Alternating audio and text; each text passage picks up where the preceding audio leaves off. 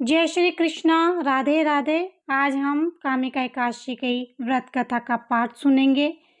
एक बार अर्जुन ने कहा, हे प्रभु, मैंने आषाढ़ मास के शुक्ल पक्ष की देवशयनी एकादशी का विस्तार से वर्णन सुना। अब आप मुझे सावन मास के कृष्ण पक्ष की एकादशी की कथा सुनाने की कृपा करें। इस एकादशी का नाम क्या है, इसकी विधि क्या है, इसमें किस देवता का पूजन किया जाता है, इसका उपवास करने से मनुष्य को किस प्रकार की फल की प्राप्ति होती है। भगवान श्री कृष्ण ने कहा, हे श्रेष्ठ धनुवर, मैं सावन मास की पवित्र एकादशी की कथा सुनाता हूँ और तुम ध्यान पूर्वक सुनो। एक बार इस एकादशी की पावन कथा को भीष्म पितामह ने लोकहित के लिए नारद जी से कहा था। एक समय नारद जी ने कहा, हे पितामह, आज मेरी सावन कृष्ण पक्ष की एकादशी की कथा सुनने की इच्छा है।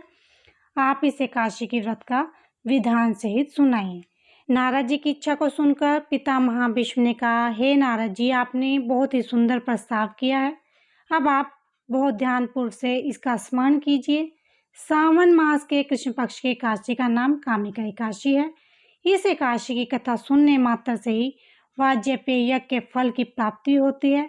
कामिका एकादशी के उपवास में शंख चक्र गदाधारी भगवान विष्णु का पूजन होता है। जो मनुष्य इस एकादशी को धूप दीप नैवेद्य आदि से भगवान विष्णु की पूजा करते हैं, उन्हें गंगा स्नान के फल से भी उत्तम फल की प्राप्ति होती है।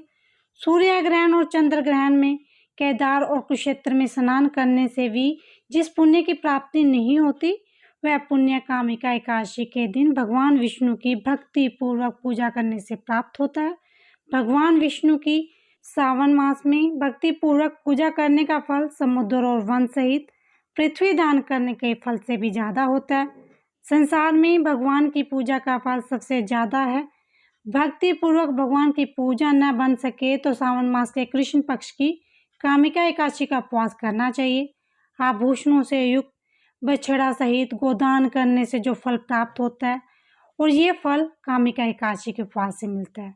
जो उत्तम द्विज सावन मास के कृष्ण पक्ष की कामिका एकादशी का उपवास करते हैं तथा भगवान विष्णु का पूजन करते हैं, उनसे सभी देव नाग किन्नर पितर आदि की पूजा हो जाती है। इसीलिए पाप से डरने वाले व्यक्ति को विधि विधान सहित इसका उपवास करना चाहिए। संसार सागर तथा पापों में फंसे हुए मनुष्यों को इससे मुक्ति के लिए कामिका एकादशी का व्रत अवश्य करना चाहिए।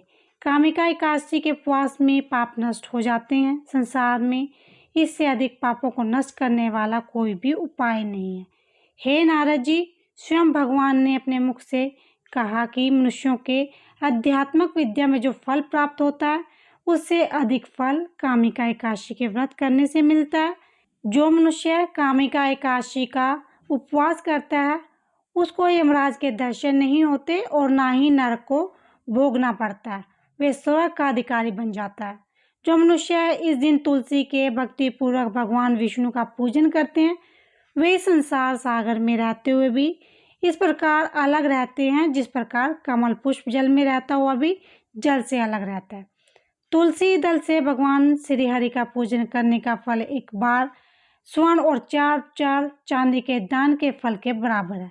भगवान विष्णु रत्न मोती मणि आदि आभूषणों की अपेक्षा तुलसी दल से अधिक प्रसन्न होते हैं। जो मनुष्य प्रभु का तुलसी दल से पूजन करते हैं, उसके सभी पाप नष्ट हो जाते हैं। हे नारद जी, मैं भगवान की अति प्रिय श्री तुलसी जी को प्रणाम करता हूँ। तुलसी जी के दर्शन मात्र से मनुष्य के सभी पाप नष्ट हो जाते हैं और शरीर के स्पर्श मात्र से मनुष्य पवित्र हो जाता है। तुलसी जी को जल से स्नान कराने से मनुष्य की सभी यम यातनाएं नष्ट हो जाती हैं। जो मनुष्य तुलसी जी को भक्ति पूर्वक भगवान के श्री चरण कमलों में अर्पित करता है, उसे मुक्ति मिलती है। इस कामिका एकादशी की रात्रि को जो मनुष्य जागरण करते हैं, दीपदान करते हैं, उनके पुण्यों को लिखने में चित्रगुप्त असमर्थ हैं। एकादशी के दिन जो मनुष्य भगवान के सामने दीपक जलाते हैं, उनके पितृ स्वर्गलोक में अमृत का पान करते हैं। कामिका एकादशी व्रत कथा के अनुसार एक गांव में एक वीर क्षत्रिय रहता था। एक दिन किसी कारणवश उस ब्राह्मण से हाथापाई हो गई और ब्राह्मण की मृत्यु हो गई। अपने हाथों मारे गए ब्राह्मण की क्रिया उस क्षत्रिय ने करनी चाहिए, परंतु पंडितों ने उस क्रिया में शामिल होने से मना कर दिया। ब्राह्मणों ने बताया कि तुम पर ब्रह्म हत्या का दोष है, पहले पश्चाताप करके इस पाप से मुक्त हो, तब हम तुम्हारे घर का भोजन ग्रहण करेंगे। इस पर क्षत्रिय ने पूछा, इस पाप से मुक्त होने के उपाय क्या है? तब ब्राह्मणों ने बताया कि सावन मास के कृष्ण पक्ष की एकादशी को भक्ति भाव से भगवान श्रीधर का व्रत व पूजन कर ब्राह्मणों को भोजन करा के सदक्षिणा के साथ आशीर्वाद प्राप्त करने से इस पाप से मुक्ति मिलेगी। पंडितों के बताए हुए तरीके पर व्रत करने वाली रात में भगवान श्रीधर ने क्षत्रिय को दर्शन देकर कहा कि तुम्हें ब्रह्म हत्या के पाप से मुक्ति मिल गई है।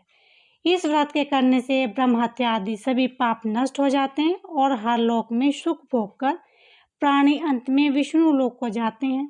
कामिका एकादशी के पाठ के महत्व को सुनने से मनुष्य स्वर्गलोक को प्राप्त होता है और सभी इच्छाएं पूरी होती हैं। बोलो श्री विष्णु भगवान की जय।